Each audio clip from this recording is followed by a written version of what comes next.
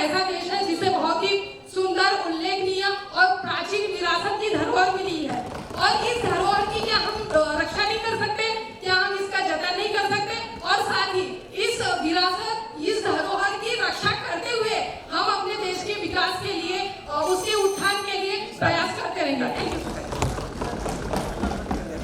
Point of parliamentary inquiry, Soham please. Sir, जैसे अगर उन्होंने वर्ड गलत कहा है तो क्या वो point of order? Factual inaccuracy, mispronunciation, typing error, clerical mistakes, ये point of order नहीं। Next point of orders, seeing none, next speaker. next speaker हितम हेमंत कोचर। आदरणीय अध्यक्ष महोदय, जिस सरकार ने ये प्लेस ऑफ वर्शिप एक्ट 1991 में 15 अगस्त 1947 की यथास्थितियों को ही मान्यता देने का प्रावधान रखा है, ये सबसे पवित्र दिन है हम हिंदुस्तान वासियों के लिए। पर इसी दिन हमारी संस्कृति, आस्था और पौराणिक स्थलों को दफना दिया गया है, और ये है नए भारत की नई सोच का बिल जिसका मैं सहयोग कर रहा हूँ। चाहे मेरे मन में महावीर हो, बुद्ध हो या राम हो, इस कानून ने मिटा दिए उनके पौराणिक निशान को। परदेशियों ने कई मंदिर तोड़े, इससे उनको फर्क नहीं पड़ता, लेकिन चंद मंदिर बने, इस पर उनको एतराज है। ये कैसा रामराज है, ये कैसा रामराज है। जय हिंद, जय Maharashtra. Any points of orders on the floor? Seeing none, we move to the next speaker. एक और एक रूलिंग से ले रहे हैं क्योंकि रूलिंग में ज्यादा लोग हैं। जावद खान।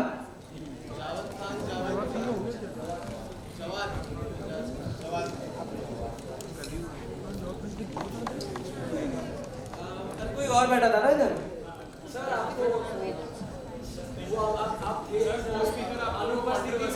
अनुपस्थिति में हमारे मेंबर ने सच्चाई पॉलिटिक्स करा है और कलेक्टिव रिस्पांसिबिलिटी के पॉलिटिक्स जाते हुए स्टेटमेंट दिए, इसके वजह से उनकी मिनिस्टरशिप और मेंबरशिप फ्रॉम द पार्टी छीन ली गई by the presidential order.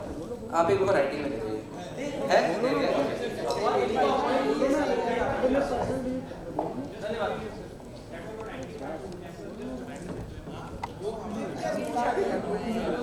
We'll decide that. अस्सलाम वालेकुम। माननीय अध्यक्ष महोदय, मैं parliamentary affairs minister Jawad Khan आज इस इज्जतदार सदन में the complete restoration and justice of places of worship bill 2025 के सिलसिले में अपने कुछ ख्यालात रखना चाह रहा हूँ। इस बिल का मकसद एक ऐसी कानूनी व्यवस्था तैयार करना है जिसमें अगर किसी स्थल के साथ कभी अन्याय हुआ हो तो उसका फैसला शांति से हो, सबूत के आधार और बिना झगड़ा फसाद के किया जा सके। इसमें हर समुदाय की बात की जा रही है, हर धर्म का सम्मान रखा गया है, चाहे वो मंदिर हो, मस्जिद हो, गुरुद्वारा हो या कोई भी पूजा स्थल।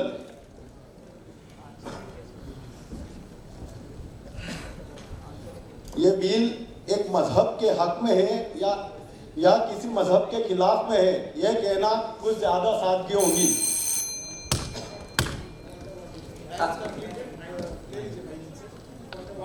Point of order 10 second conclude करना।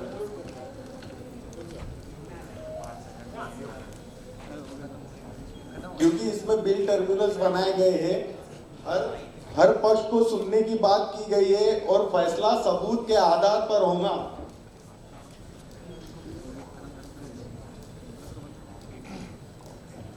यह मुद्दा सिर्फ धार्मिक स्थल का नहीं, बाकी हमारी ऐतिहासिक सोच, संविधान पर विश्वास और सामाजिक समानता का भी है। पॉइंट ऑफ ऑर्डर अर्जुन का है।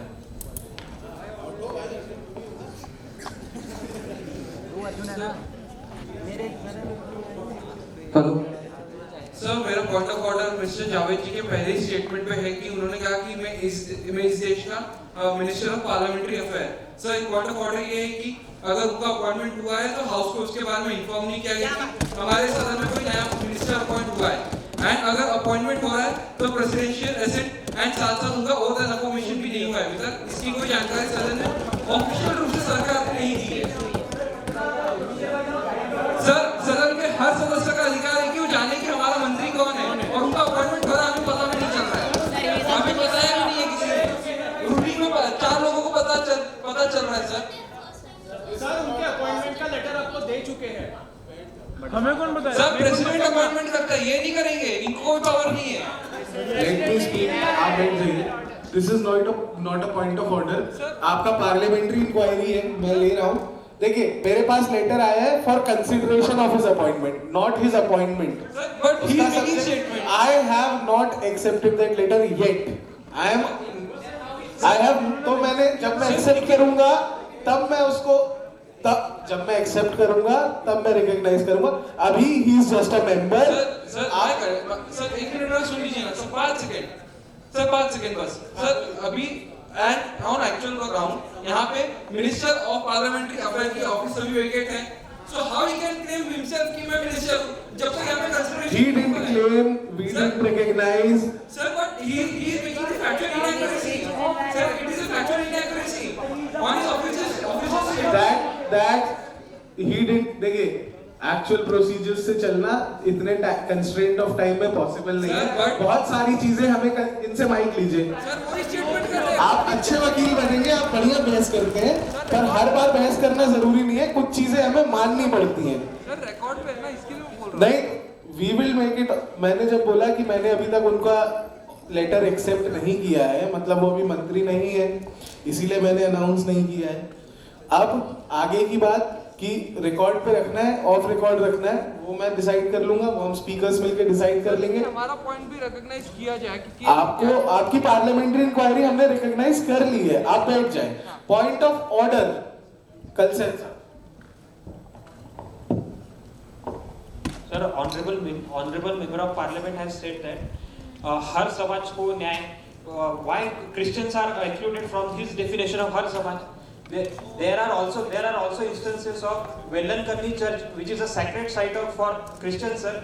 It is being saffronized by some Hindu, by some saffron goons of outfits like Hindu Munnani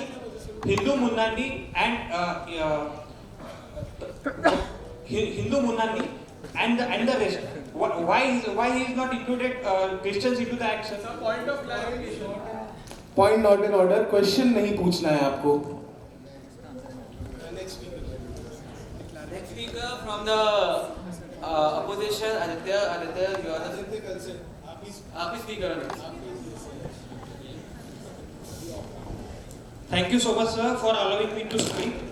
Sir, first of all, the Places of Worship Act that the Bharatiya Janata Party has put to be repealed was brought in to prevent endless conflicts over religious sites, sir, which ensured harmony. Also, sir, Supreme Court in Ayodhya verdict categorically said about POA that this act is intrinsically linked to the obligations of a secular state. Also, sir, I have some case studies regarding similar kinds of acts which were a source of contention for the ethnic identities. In Northern Ireland, Flags and Emblems Act which not allowed flags and emblems of Ireland except the Union Jack, created issues which is still not settled. In Bosnia and Herzegovina, Dayton Accords, though it ended war, but it perpetuated inter-religious conflicts, sir. Sir, my constructive alternative for the ruling party would be, instead of repealing 1991 Act, why can't we define religious character and convergence more precisely? Also, sir, Time's up. Any point of order?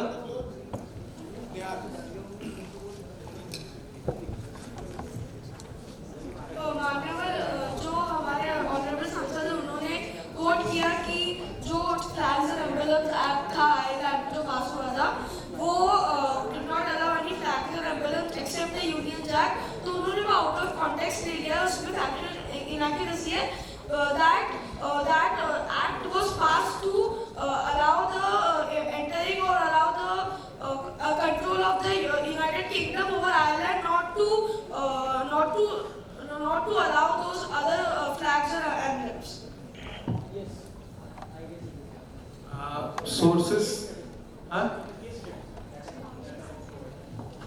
Sources